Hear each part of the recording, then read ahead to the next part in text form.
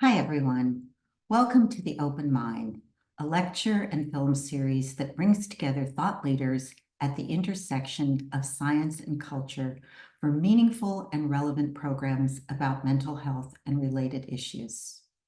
Today's program, Hate and Politics, is the first of our 2025 Open Mind season and the second in our three-part series on the state of hate, co-sponsored by the Friends of the Semel Institute for Neuroscience and Human Behavior, the UCLA Initiative to Study Hate, and the Resnick Neuropsychiatric Hospital Board of Advisors. I'm Vicki Goodman, and before I introduce our panelists, on behalf of all today's sponsors, I would like to take a moment to acknowledge the tremendous losses, the stress, emotional pain, and suffering that the recent Los Angeles wildfires have caused to so many in our community. We hope that in some small way, resuming our Open Mind programs will provide a respite, a degree of normalcy, and the community connection that we all crave and need at this time. Now on to our panelists and today's very timely topic of hate and politics. We are very fortunate to have with us Dr. David Myers, Distinguished Professor, Founding Director of the UCLA Luskin Center for History and Policy, and the Founding Director of the UCLA Initiative to Study Hate. Dr. Cesi Cruz, Assistant Professor in the Department of Political Science, and Dr. Lynn Vavreck, Marvin Hoffenberg Professor of American Politics and Public Policy at UCLA. Together, our distinguished experts will look at how hate is playing out in our national and international politics, what the dangers and dynamics of hateful rhetoric are to political culture and well-being, and discuss what the role of the media is in both spreading and writing hate in our political environment. A few housekeeping notes before we begin. Today's program will run for approximately 1 hour, with the last segment reserved for your questions. If you would like to ask a question of any of our speakers, please type it into the Q&A, which is located at the bottom of your Zoom screen. We have over 1,400 people registered for today's program, so you can imagine that there will be many questions, but we will do our best to get to as many as possible during the time allotted. Today's program is being recorded. It can be viewed starting tomorrow on the Friends of Semel website. That's www.friendsofthesemelinstitute.org. There you will also find a calendar of upcoming programs, videos from past events, and information about the other programs the Friends of Semel support, such as our Teen Advisory Council, who will host their second annual Gen Z Wellness Summit on March 2nd at UCLA, the Open Mind Film Festival for high school students in April, our Friends Research Scholar Program, and Endowed Term Chair, and WOW, our fundraiser that we co-sponsor with the Resnick Board. None of this would be possible without the support of viewers like you. So we hope you will consider supporting the Open Mind series. You'll find a link on our website. Again, that's friendsofsemelinstitute.org, and conveniently in the thank you note that you will receive tomorrow in your email. Now let's learn about hate and politics and give a warm Zoom welcome to our panelists, Dr. David Myers, Dr. Cesi Cruz, and Dr. Lynn Vavreck. Thank you so much. Thank you, Vicki. And thanks so much to the Friends of Semel for partnering on this important series devoted to hate and its various manifestations. As Vicki mentioned, I direct the UCLA Initiative to Study Hate, which in its 3 years has developed into a research community of over 100 researchers who are part of some 35 teams exploring hate from a wide range of disciplinary perspectives, from political science, as we'll hear from today, to brain science, as we heard in the first of our series devoted to hate in the brain on June 10th, 2024. And I just want to remind you that there'll be another event in this series on February 13th featuring discussants on hate and the internet and social media. Like then, our first meeting in June 2024, you might be asking the key question, what is hate? And this is a notoriously difficult question to answer. But I'll give it a shot for the purposes of our conversation. And just note that psychologists and other researchers tend to distinguish hate, say, from emotions such as anger or rage, or behavior such as discrimination. Hate is more enduring than those emotions. Those emotions that I mentioned are fleeting and more intentional than behaviors that can be rote and inherited, that is to say, without much thought. But scholars also note that hate often has a desired goal or outcome, elimination or harm to the one who is hated. But above all, hate falls under the famous category of Justice Potter Stewart's definition, who said simply of obscenity, I know it when I see it. So today we're going to think about hate as we see it in the domain of politics. We do so a few days after the inauguration of Donald Trump as President of the United States for the second time. The Trump candidacy 1.0, and perhaps even more the Trump candidacy 2.0, have been accompanied by extraordinary emotional investments on the part of both his supporters and detractors. He inspires his supporters to ecstatic states of reverence and induces really visceral revulsion in his opponents. And in this sense, love and hate seem to be present in the current Trumpian moment of American politics. But we know that that emotional intensity is not unique to Donald Trump. It seems to animate political language and behavior elsewhere in the United States and, in fact, around the world. And so at this moment, we ask, have we reached a new unprecedented place in national and global politics? A place of no return, because the degree of emotional investment and polarization is so great. Is there any road back? Well, these are supremely challenging questions, but we are fortunate to have with us two brilliant scholars and friends to help us make sense of them and our political world, Lynn Vavreck and Cesi Cruz. Lynn, a leading national expert on U.S. presidential politics, Cesi, an expert on Filipino politics and mis and disinformation in the world. So to learn just a little bit more about our distinguished friends, maybe I'll ask you both to say just a little bit more about what you study and how you think it connects to our topic today. And Lynn, we'll start with you.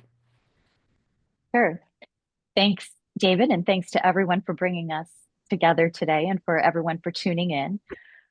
I am a political scientist, and I, as David said, have mostly studied politics in America.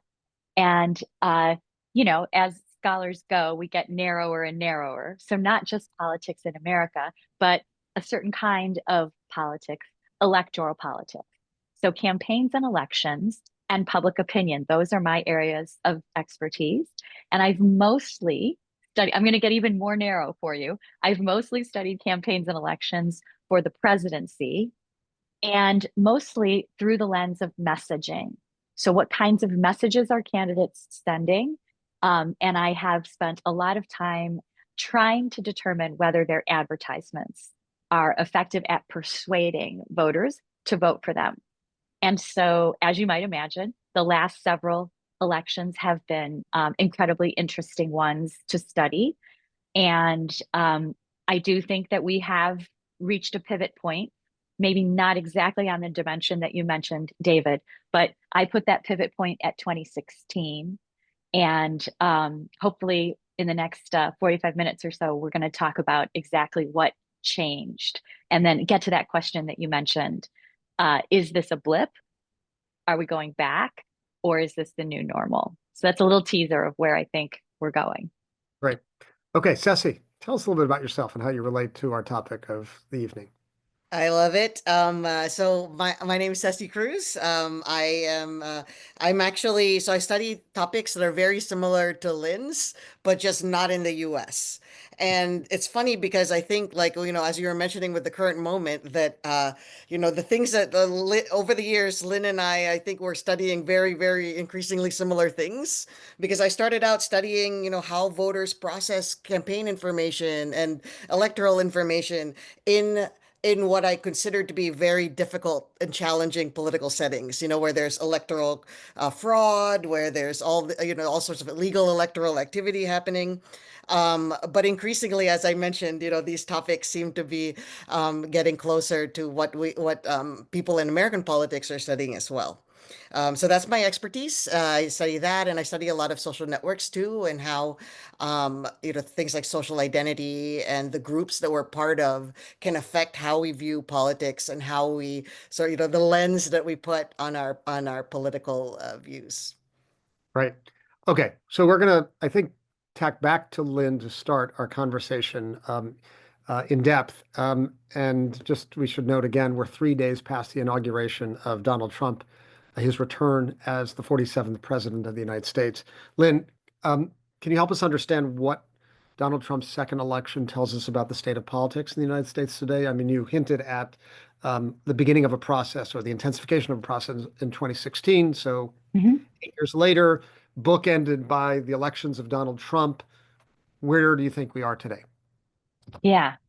I think the number one thing that I thought about when it became clear that Donald Trump was going to be the next president was just how much, I would say, elections in the 21st century. So, 2000 and 2004 are included here, not so much 8 and 12. The global financial crisis really did make those elections a little bit different, but 2000, 2004, and then 16, 20, and 24. These are among the closest elections in our nation's history, certainly since the New Deal. The only ones that would sneak in there would be like maybe 1960 and 1976.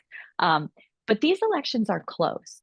And especially if we think of 16, 20, and 2024. In 2016, 77,000 votes across 3 states would have swung that election the other way. In 2020, that number was 33,000. So that is the number of votes it would take for the Electoral College to have gone the other way. So 33,000 votes in 2020. And then in 2024, it's 114,000 votes. So these elections are right on the knife's edge. And what's happening is one party's winning, and then conditions, COVID, are making it so that the out party seems like a more attractive gamble for these very few people at the margin, right? Most American voters know they're Democrats or Republicans. To entertain a vote for the other side seems they're too far away. So we're really talking about a very narrow set of people at the margin. But those people are pivotal. And so COVID comes along in 2020, it moves them a little bit toward the Democrats. Then inflation and the difficulty with making ends meet, immigration. We can talk about other things that might have played into those same marginal voters moving a little bit back toward the Republicans in 2024. Now, the reason it feels like whiplash every time one of these elections is over, and the reason that people say this is wholesale change, what does this mean, right? This is because the two parties have such different visions of the world that when Trump wins in 16, he wants to change everything.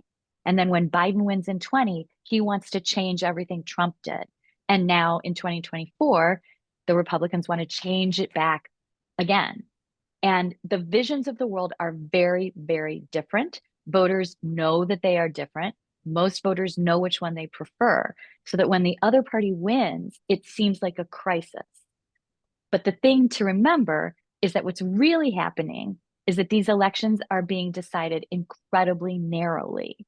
And this isn't all of a sudden America in 2024 is a very different country than it was in 2020 or 2016. The 2024 election was almost a replay of 2016, county by county in this country. So these are just, we're just going back and forth. We're one side, then the other side. And I think that that is probably here to stay. This is how elections are going to be for the foreseeable future because of the kinds of things we're fighting over. But what that really reflects, that very narrow swing of the pendulum, is how evenly divided the country is, right? I mean, Yes. this seems to be a new condition. Once upon a time, 2008, 2012, you had sizable margins for one candidate. How do we understand the rivenness in almost quantifiably identical terms of American Yes. politics, which gives lie to the claim of winning presidential candidates that they have a mandate, right? With 33,000 or 114,000 votes, they always claim a mandate, and yet the margins are so narrow. The Yeah, there's no division is mandate. so great. Yeah. There's no mandate. And you're right. This current state of politics, which my co-authors and I call calcification. So in a book we wrote after the 2020 election called The Bitter End, we described this state of American politics as calcified. And just like in the human body, where calcification makes your bones rigid, calcification has made our politics rigid. And we are in this calcified state largely by fiat, by what you just said, that we happen to be at a moment in time where there's rough parity in the electorate between people who identify as Democrats and people who identify as Republicans. And that didn't used to be the case, as you mentioned.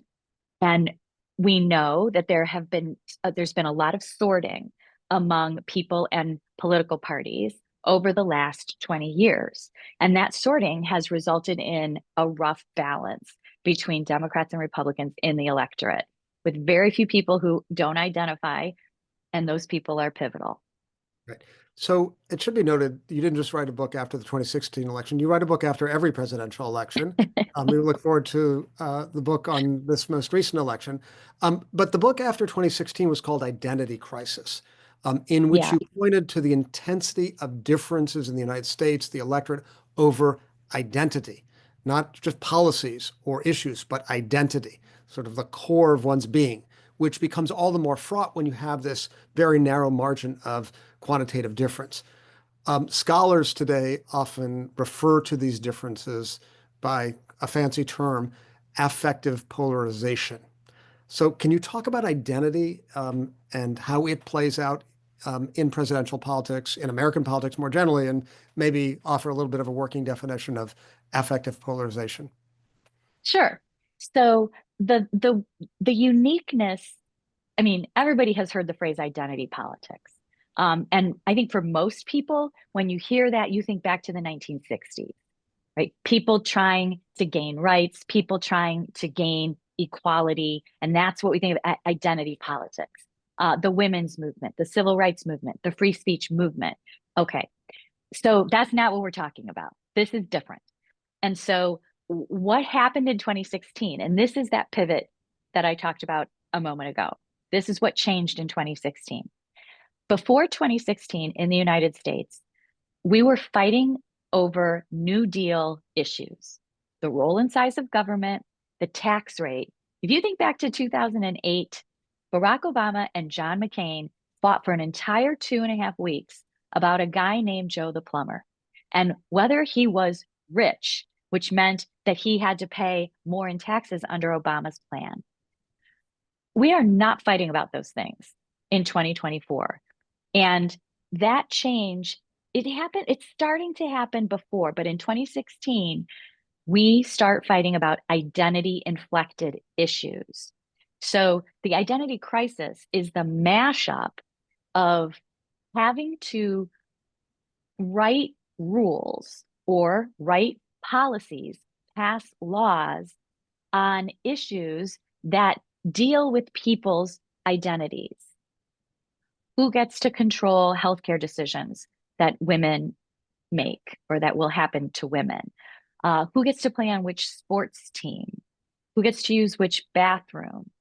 Who gets to claim membership in our national community? Who gets to call themselves an American? All of these policy items that are the high impact issues for people post 2016 turn on who you are. And that makes politics very divisive. It makes it emotional. I will get to affective polarization in a moment. But it also makes politics hard to bring compromise to, because we can compromise on the tax rate. You think it should be 38. I think it should be 33. We compromise, on 35. I feel like I got something. You feel like you got something. That's the art of politics, is bargain and compromise. On these identity inflected issues, compromise is harder. You can't be married on Monday and Tuesday, not on Wednesday and Thursday, and on Friday only if you want to be, right? That you can't compromise. It's harder to see where the bargaining can happen. And so that makes politics divisive. It also makes it emotional because it's about people. So affective polarization is a term that people use. Polarization, let's start with that. Typically, we mean two sides that are very far apart. Okay, so polarization. We typically think about that as being policy polarization, right? There's no middle ground. All the conservatives are Republicans, all the liberals are Democrats. Policy and party are completely aligned now. There are no liberal Republicans and conservative Democrats anymore. So there's no overlapping space. That's issue polarization. Affective polarization has to do with how people feel about politics. And so you mentioned, David, love and hate as two opposite sides of what's happening in politics. And that's affective polarization. People love their own political party. And I don't know if I want to say people hate, because that's not what we ask them in public opinion questions, but they have strong dislike for the opposition party. And if we look at it, we've been tracking these things since the 1940s. People don't love their political party any more than they used to. So people have, kind of like on a feeling thermometer that goes from 0 to 100, where 100 is hot, you love it, and 0 is cold, you don't like it. People have about in the 70s for their own political party. That's pretty constant. What has changed is they used to rate the out party around 50. And over time, that number has gone down and down and down, and it's in the teens now. So people are much cooler on the out party. And that distance between like 15 and 75, how you feel about the out party and how you feel about your own party, that's affective polarization.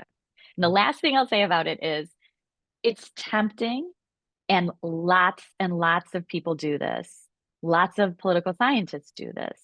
It's tempting to think of affective polarization and issue polarization as being mutually exclusive concepts.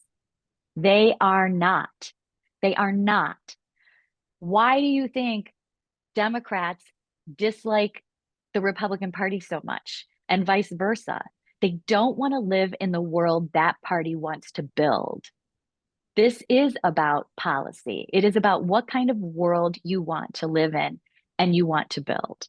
And so it is both emotional and policy differentiation. Yeah, I guess that's an interesting chicken and egg question, whether it's the issue that drives the personal animus or the personal animus that drives the polarization. But it seems at some level there is a conjoining of polarization and the personalization of politics, right? Really, identifying with your political hero and vilifying your political enemy. And it seems to me those two processes are hastened, and the sort of lethal conjuncture of them is hastened by the role of media, and particularly social media.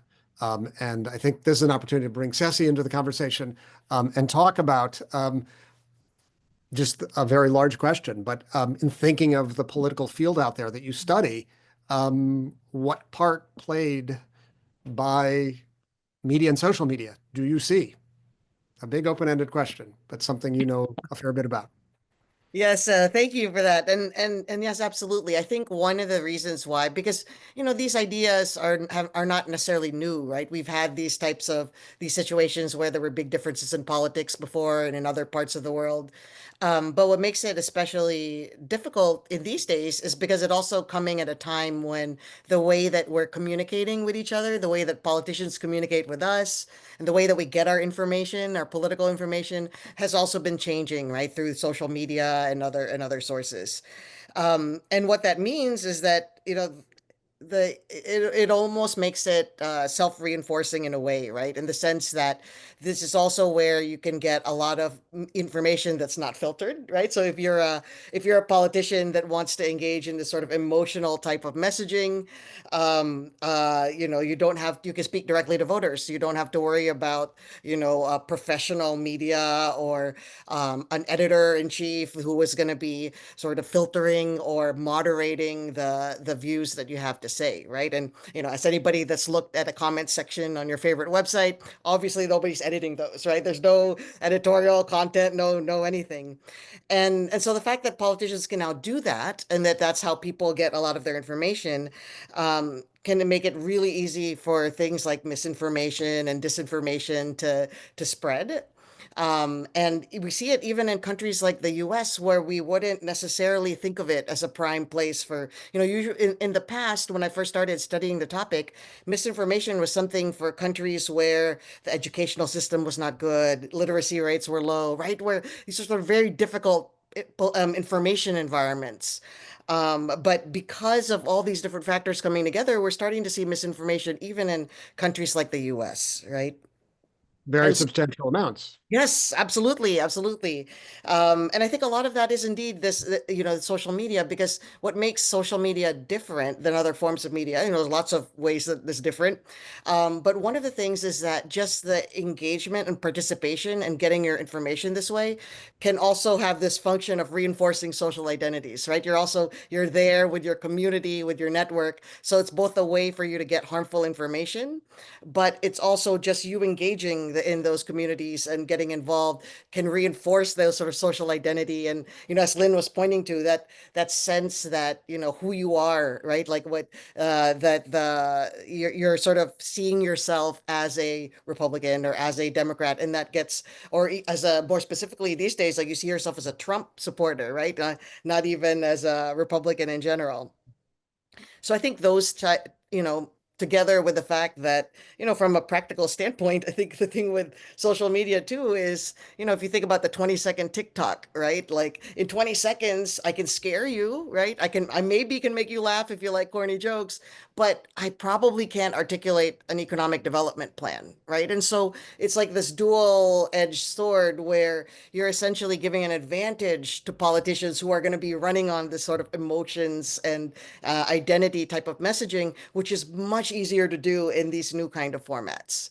So I think Okay. that's why it sort of has that dual Mhm. Yeah, I disadvantage. mean, I'm just thinking to the time, sort of bygone era, when we heralded the democratization of knowledge that the internet was going to bring, and now we seem to be stuck with the toxification of knowledge. Right? There's, and certainly, as you mentioned, mis and disinformation. And can you just tell us what the difference between those two are? Sure. So, and actually, I mean, I feel like a lot of times we use them pretty interchangeably, right? We normally think about misinformation as just sometimes, even unintentionally, you could, you forward something, and I get a lot of these from my relatives. They'll forward me something, and I'll think, okay, that's not true. So that would be misinformation, but there's no purpose behind it. It's not intended to harm or to mislead in any way. In fact, often they don't even know that it's misinformation in itself. Whereas things like disinformation, these are often campaigns, sometimes like very similar to, if you think about propaganda and those type of political strategies, sometimes disinformation can fall under those categories as well.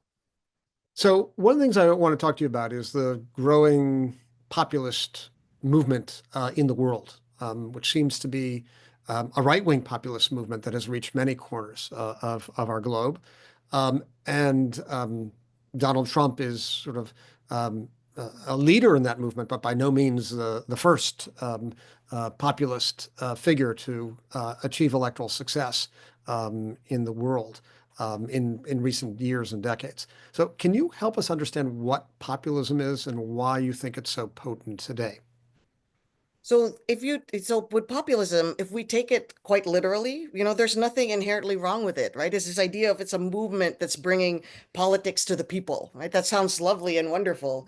But in practice, what ends up happening is that these movements come out of this sort of fundamental disenchantment or even resentment, right, with politics, a sense that people's voices have been ignored, right? So they sort of come out of these fundamental dissatisfaction with politics as it is, and that's why it can tend to foster these sort of more contentious and more polarized type of political contexts.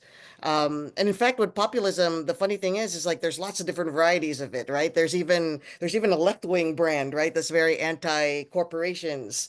And then even within, if you think about the right-wing populists around the world, there's even varieties among them, right? With, during COVID, for example, we had some populists that were anti-vaxxers. We had some that were militant vaccinators. So, they sort of run the gamut of a lot of different types of, I guess, lots of different flavors of populism. But they do have some things in common that usually we can sort of characterize and think about them and study them in this way. They're known for a really strong and direct connection to voters, right? If you think about how Trump supporters feel about Trump, right, or how Duterte supporters in the Philippines feel about him, and they're known for this messaging that casts traditional political parties as elitist or out of touch with voters, right? And sometimes those things were true, right? There are some parts of the world, the politics was very elitist and out of touch. And what populist movements then is that it ends up being, the messaging centers around this sort of us versus them type of messaging that really is an attempt to essentially consolidate their power and support at the expense of other groups, right? And often these are already marginalized groups or minority groups in society. And that's when we really see populist discourse or populist political strategies as intersecting with things like hate speech um, and this type of increasing polarization in politics as well. But So yeah, so I think that's yeah, why. so some of the features of populism that seem to be so present and toxic today are a kind of anti-elitism that carries with it deep resentment at both elites and those perceived to be outside of the body politic, which includes immigrants, minority groups, or simply your political opponent. And especially with the force multiplier of social media, you have this tendency not just to marginalize or cast outside the circle those undesirables, but to vilify, to stigmatize, to dehumanize. Um, Lynn, I'm wondering if you think populism helps us understand the Trump phenomenon. Is that how we should situate Trump within sort of this global populist movement, this Uh, illiberal populism that, say, Viktor Orban of Hungary seems to be the sort of the chief exemplar of? I think this is definitely a component of it. Um, but I'm not sure that I want to say it is all of explaining all of his success.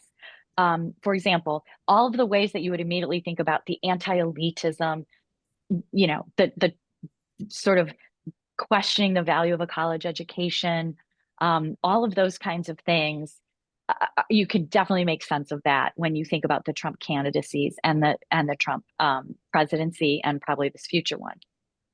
But that 2016 campaign um, didn't, the success there was not driven by those ideas, anti-elitism. It was driven by these questions about who gets to be part of the mass, um, who gets to be part of the population. And, do you get to be an American? Um, with a very narrow view of who gets to have membership in the national community. And so that's the thing. And Trump's not creating those attitudes in 2016. Those attitudes exist in the population. People who had been running campaigns, for Republicans knew for a long time knew about all of those what we call conservative views about race and ethnicity. But when you think about Mitt Romney and you think about John McCain, they could have adopted this message that Trump used in 2016, that Trump won with narrowly in 2016, right? Trump demonstrates that's a winning message. You know, if you're Mitt Romney or John McCain in that moment in 2016, when you remember your team coming to you in those 2 years and saying, if you want to win this election, you've got to start leaning in on race and ethnicity. And you said, no, I'm running against the first Black man nominated by a major political party or the first Black president of the United States. Like, I don't want to win that way. And that is what McCain and Romney said. And so they didn't do it. But those attitudes were out there. Consultants knew it, political scientists knew it. And, 16 other people who ran for that nomination in 2016, none of them were going to do what Trump did. So really, it's that he is culpable here. He's not sufficient because the attitudes had to be out there, but he's a necessary catalyst. And that to me seems less about this, illiberal, elitist, populism kind of dimension, and more about just this question of who gets to be in the mass populace. Mixed with some measure of opportunism, because McCain Well, about that person in the crowd who said Obama wasn't an American, right? Whereas, and that was a matter of principle. right. That's right. Trump did not. That's right. I'm curious do you think there are left-wing analogs to that kind of mix of opportunism and sort of tendency to exclude? Or is it a right-wing phenomenon? Tendency to, okay. So opportunism, that's the definition of all political campaigns. Right, So right. let's just start with that. Like your job as a candidate is to identify the issue on which you are closer to most voters and your opponent is stuck in an unpopular position. Like that is every candidate's job. Sometimes those issues easily show themselves to you. Context matters hugely. It has to be an issue people care about. It can't be poor Newt Gingrich, 2012 went around, I want to colonize the moon. Okay. Nobody cares. So like it has to be an issue people care about. Sometimes that's easy for candidates. Sometimes it's impossible. There just isn't something. So opportunism on both sides for sure. We could think about all these examples going back in time, but the exclusion, the tendency to exclude, that's the language you use, the tendency to exclude. I mean, it would be harder for us to come up with examples of that on the liberal side or the Democratic side in the US, just because the whole sort of ethos of the Democratic Party is to expand rights, and to raise all kinds of people up. And so it's just sort of not what the party is about. But that doesn't mean they're not opportunistic in other ways. I suppose Yeah. there could be left populists who wanted to exclude corporate elites, which seems That's to right. echo That's some the of left wing the populism. Sanders, Yeah. the Sanders. Yeah. That's a Bernie- great the example. Bernie- Yeah. The All 1%. right, I want to turn our attention to that other fascinating case study that awaits us, which is the case of the Philippines, because we have an expert on the Philippines here. And we just passed through a fascinating, unsettling period in Filipino history. There's also a very fascinating moment today when one thinks of the president and vice president of the Philippines. But I'm thinking in particular of the era of former President Rodrigo Duterte, who was president from 2016 to 2022. And what was so interesting and unsettling, deeply unsettling, was that he oversaw a practice of engaging in extrajudicial murders of those deemed undesirables. It wasn't just an identifying of undesirables. It wasn't just a stigmatization. It wasn't just vilification. It was actually the murdering of undesirables, like drug users or those assumed to be criminals, who were killed in a regular practice of in seemed state-sponsored murder, but without any actual formal legal process.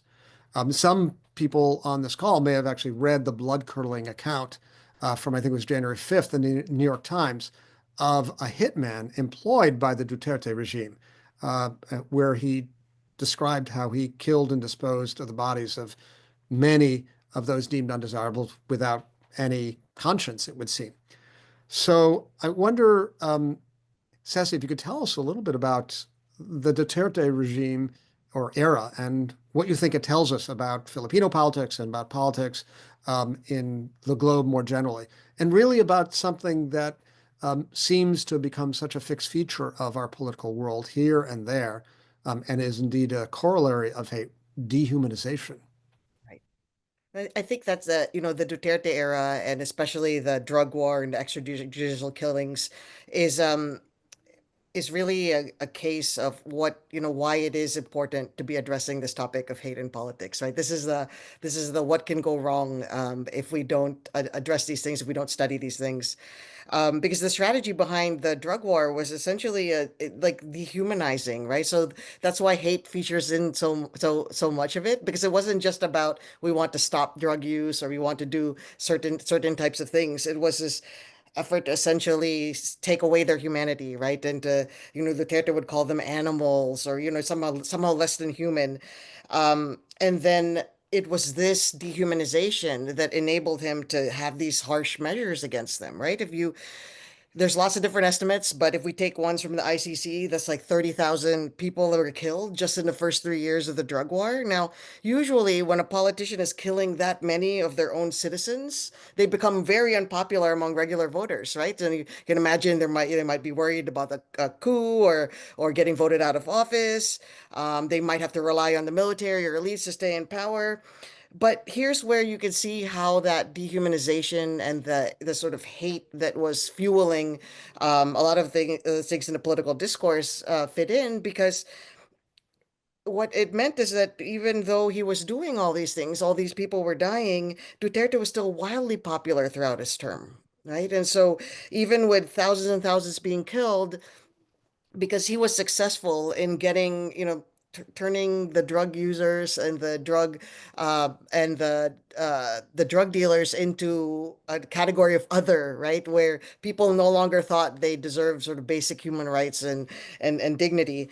And I think that type of extreme, right? I mean, you can see, what happens when, you can systematically dehumanize large groups of your population, and that's what essentially like eroded the ability to see them as deserving of rights, deserving of dignity, and also I think even today affected the way that in the Philippines and in political discourse, the way that we see and engage with our political opponents, right? It's just sort of that having that as a starting point. But now that I've painted that very incredibly depressing picture of you of what happens, if we play out hate and politics to its conclusion, I also want to leave you with some optimistic news, right? With the Institute for the Initiative for the Study of Hate has supported a number of these projects, including some that we've done in the Philippines that are designed specifically to counter those types of, the dehumanization as political strategies. So in the Philippines, for example, we've been able to see that interventions to promote policy-based information and positive emotional content rather than the sort of negative emotional content. We've been able to see measurable effects on vote choice and even on things such as depolarizing or sort of moderating the views of even the most hardcore Duterte supporters. So, the bad news is that, hate in politics, it can lead to very dangerous outcomes. The optimistic news is that even in a country where that we've had such a difficult and polarizing period of our history, voters can still use information in sophisticated and positive ways. We can still, do a lot to be able to bring politics back to thinking about policies and programs. So even in a place where it seems least likely to see that, we see some, small indicators of hope. In a minute, we're going to turn to some of the questions from the audience, but I do want to ask you both a question about just sort of structure um, of political systems. And ask you, Ceci, what safeguards were not in place to allow Duterte to do what he did? And Lynn, do you think anything like what occurred in the Philippines could happen in the United States? With what some talk about the erosion of some of our most cherished, vaunted democratic institutions. Has there been an erosion of the kinds of safeguards that might prevent what we saw taking place in the Philippines. So first, Ceci, what was missing that allowed Duterte to do what he did? I think it was the fact that we don't have political parties in the same way. I mean, we often think of political parties as being a bad thing in as an American, sometimes we think of that as being the reason for polarization or for fighting. But um, in the Philippines, the fact that we don't, parties are just sort of clusters of family alliances, then there wasn't that sort of check and that moderating effect on Duterte. The flip side is, I think there were some things in place that prevented it from being worse. And that's the fact that we have this professional military in the Philippines. It's set up much like the US system. In fact, Americans were the ones who had largely, excuse me, set it up. And and the fact that they, when Duterte wanted them to participate in this, they said no. We're not going to do this. And I think so. There's sort of this idea that we can see that it was very bad, but I could imagine that it could have been a lot worse had we not had those different institutions. Hmm. Okay. Lynn, what do you think about this counterfactual, this hypothetical? Um, I am probably more bullish on democratic institutions than a lot of people, but I think the guardrails of democracy are still pretty strong. And I mean, I stopped making predictions in 2016 when I assured lots of people on panels just like this. And if you're in week 5 at Bruin Woods up at Lake Arrowhead, my apologies to you when I assured people, Donald Trump can't get the nomination and he certainly can't win the general. So I don't make predictions. I don't want to say never, because who would have predicted the Capitol insurrection? But I still, if you're asking me to make a bet, I would bet a pretty significant amount of money on the guardrails of American democracy holding up. Okay, so let's go to Robin's question, which is to throw back at you the insurrection of January 6th. How do you explain it? If there's been some measure of erosion, but not enough to undermine the whole edifice, what was eroded that allowed for the events of January 6th, 2021? Well, I would love to hear. I would love to hear the ideas that you guys have about that, because my sort of when I think about what are the patterns that lead up to that and then that allow that to escalate, to me, it's a little bit like the moment that there's a crisis, it's a crisis because it's unexpected and nothing like it has happened before. So, we've prepared for lots of inaugurations, but the preparations were not enough for what happened in 2021. And is it possible that COVID has something? Nobody has a job. Everybody can take time off. That allowed for more people to come to the Capitol, to answer the call, to come to this rally. I don't know. I don't know how we want to think about how many different things had to be in place for that group of people to leave the rally and march to the Capitol. And then, and again, some of this we know was premeditated for groups of people. The intent was to stop that certification, and for law enforcement to try hard and valiantly, but to not be able to ultimately prevent, the breach.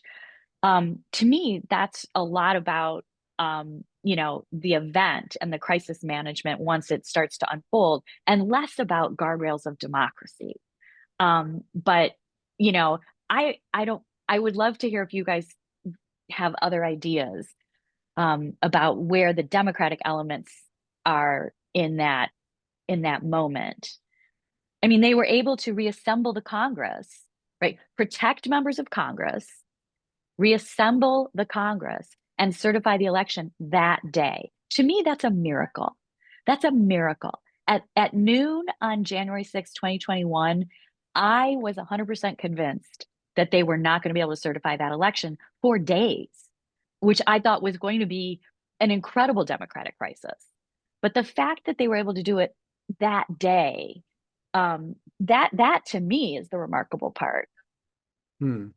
Yeah, I mean, I guess I have a less bullish view insofar as it seems to me the democratic game is endangered uh, deeply, as any number of students of democracy have noted. One of the teams ceases to play by the accepted rules of the game, which include accepting the results of elections and agreeing to certify them.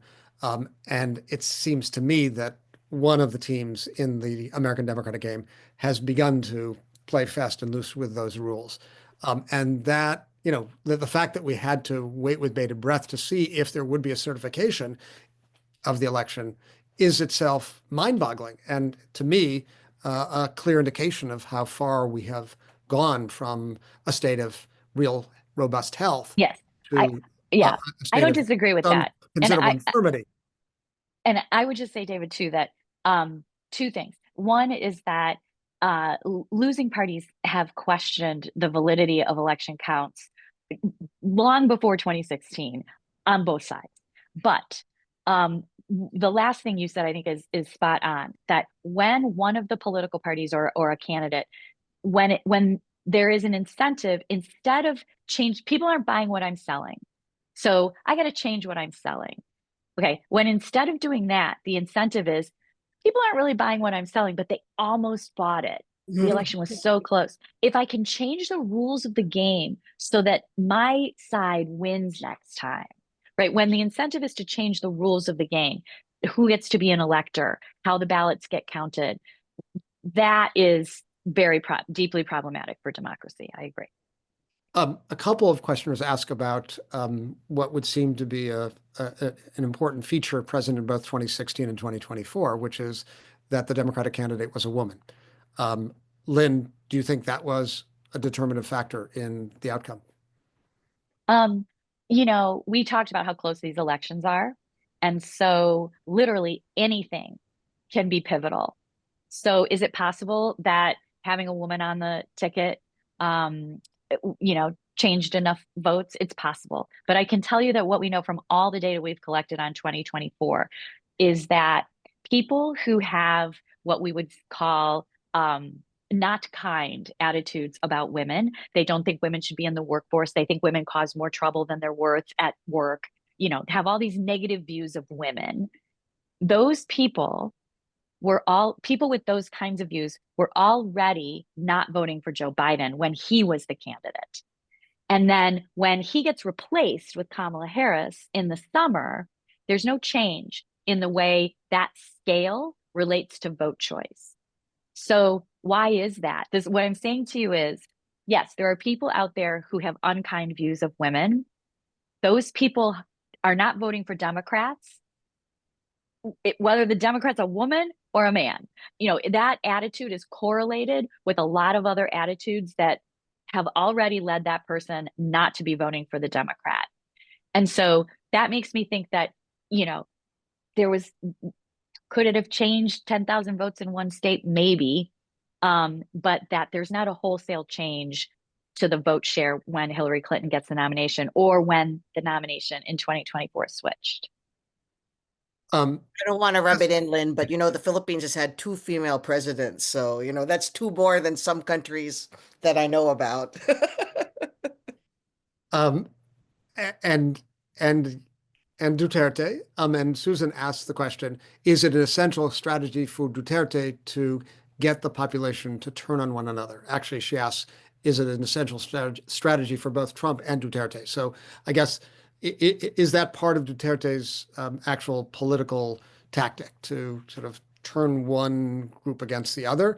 And I guess that calls out for a related question, answer to a related question, which is Duterte a Trump-like figure? Do they seem to you to be similar political actors, animated by similar impulses and instincts? Or is Duterte Duterte, something yeah, else? Duterte would say that he was the original, right? He would say that he was the prototype and the role model for Trump. Um, and in a lot of ways, yes, that's just in terms of time and when all of this was happening, we definitely saw that happening first, right? And I think in a way sometimes like for misinformation and all those type of strategies that Duterte was doing. It's like ground zero, the Philippines is ground zero for a lot of them.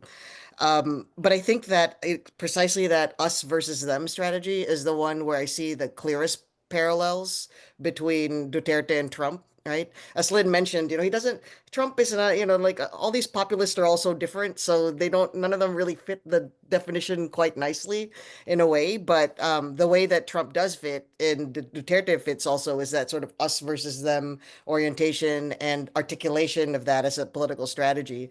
Um, and but the difference is, I think, like to be perfectly honest, I think the difference between the two of them is that Duterte, before he got to be president, was running one of the biggest cities in the like he was good at getting things done, and so that combination of that type of that like because of contentious politics, but also an ability to get things done, I think made him much more dangerous in a way, like made the policies more effective, right? Because he knows how to implement. He was a mayor of the second largest city in the country.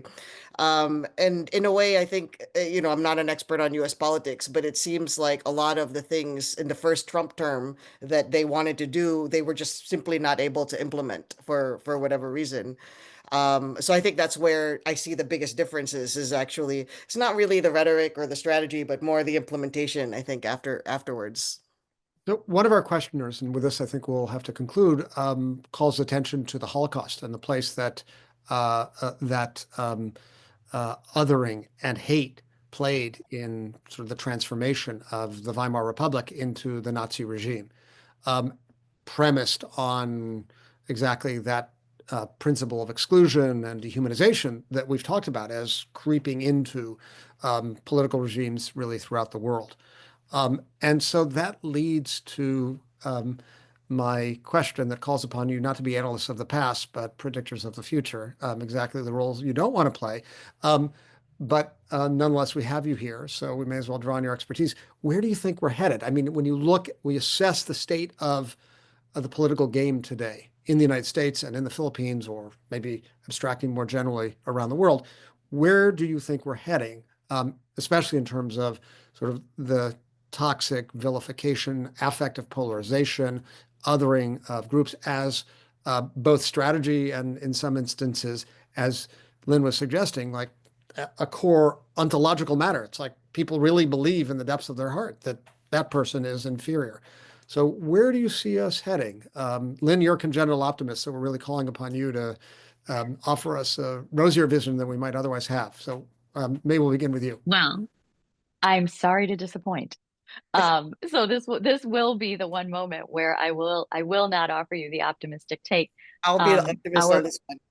Okay, good. Our book on 2016 that you referenced earlier, Identity Crisis, the Washington Post book review called it the most ominous book of 2018, the year it came out. So I think that you started the panel by asking about, is there a path back?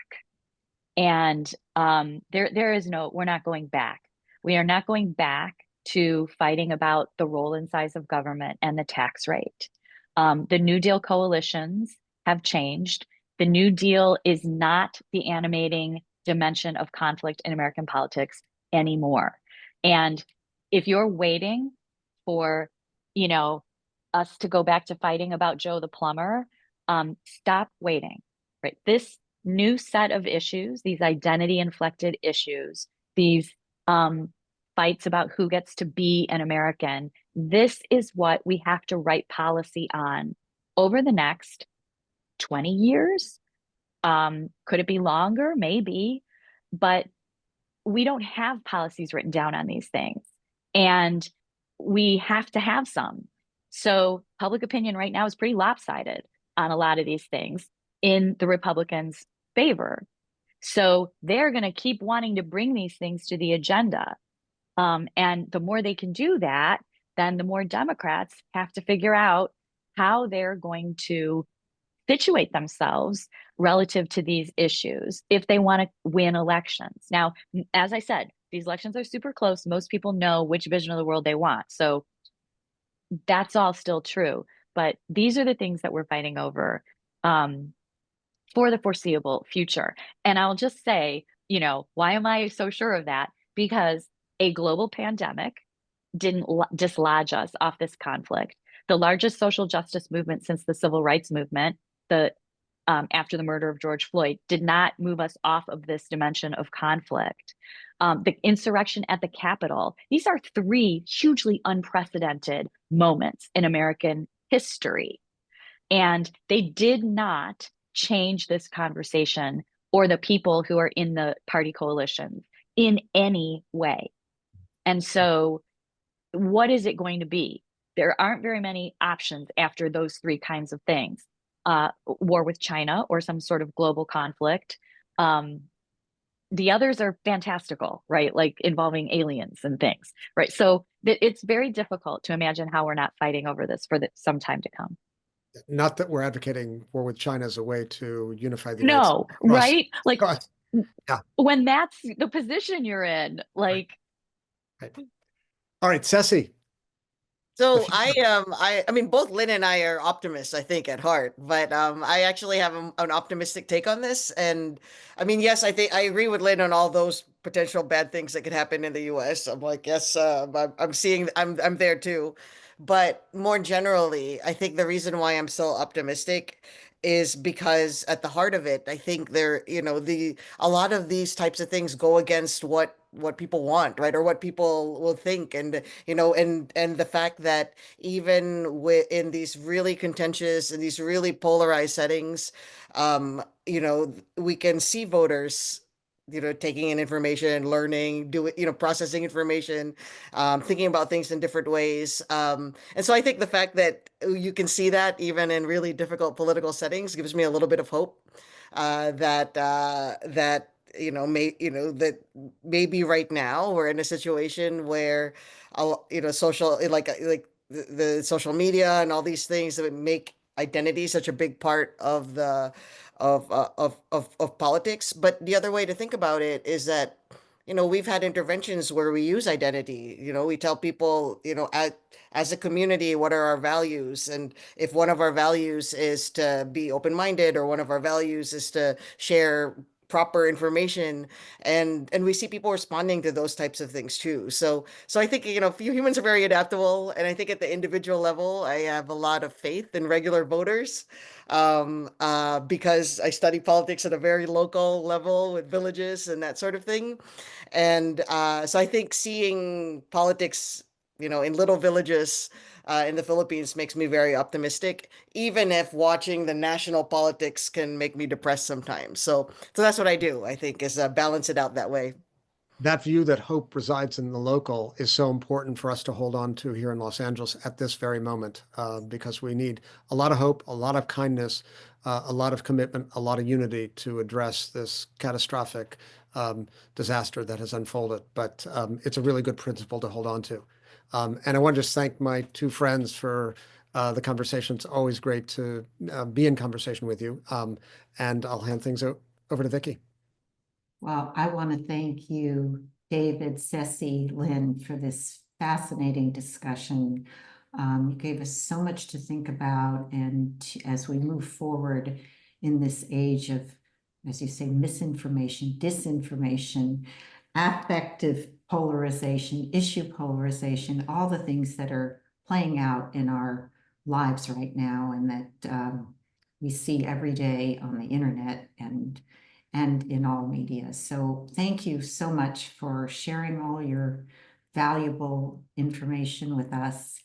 And as David mentioned, we have part 3 in this series coming up on the state of hate, on hate and social media and the internet, on February 13th at 5:30 p.m. Pacific time. I hope you'll all tune in for that. This has been an incredible series.